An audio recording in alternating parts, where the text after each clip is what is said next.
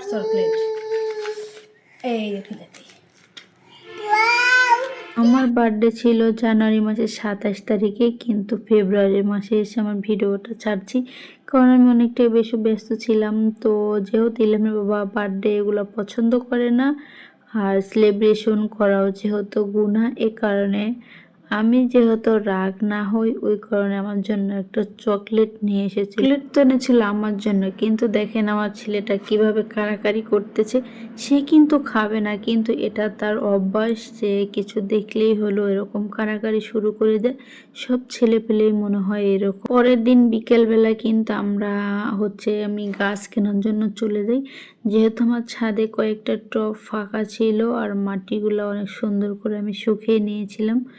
তো ও কারণে আমি নার্সারিতে চলে যাই। মাশাআল্লাহ ফুলগুলো এত এত সুন্দর ছিল, মনে হয় আমার চোখে ফেরাতে পারছিলাম না। এখান থেকে একটা গাঁদা ফুলের চারা নিয়েছি, আর একটা মরিচ গাছের চারা নিয়েছি, আর একটা ড্রাগনের চারা নিয়েছিলাম। তো এগুলো কেনাকাটা করে ওই আঙ্কেলের দোকানে রেখে দিয়েছি। তারপরে বাচ্চারা বায়না করে তারা শিশু পার্কে যাবে।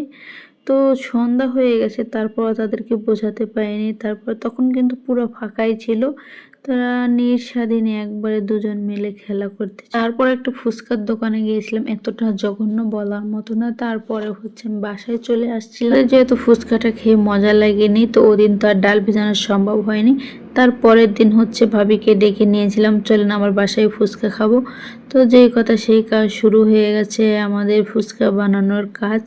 তো এখানে কিন্তু আমি কোনো ডেকোরেশন করিনি, আমার হাতের কাছে যেগুলো মশলা ছিল ওগুলো দিয়ে বানিয়ে খেয়েছি। বিশ্বাস করেন এত এত মজা হয়েছে বলার মতো না। আমি ভাবতেছি আমার হাতে যদি এত মজা হয় তাহলে আমি কিনে কেন খাবো, কিন্তু এই যে দেখেন আলসামি বগর, কিন্তু আমার বানানো হয় না। সেই বাহিরে যে কিনে কিনে খেতে হয়, তা আবার মন মতো পাচ্ছি না। তো যাই হোক, এখানে কিন্তু আমি খুব মজা করে খাচ্ছিলাম, সবাইকেই দিচ্ছিলাম।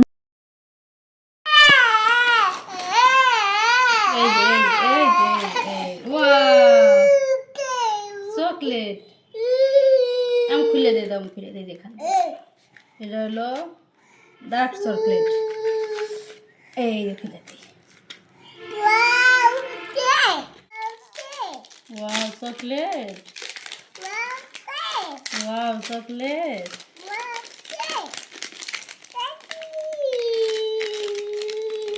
কেমন কেমন কেমন, এই যে খাই সত্য। আমার একটু দাও, একটু দাও।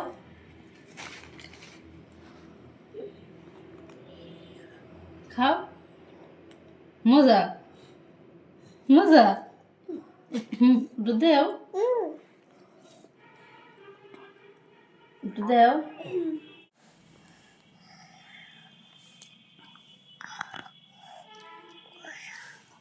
ভাঙতে পারছে না।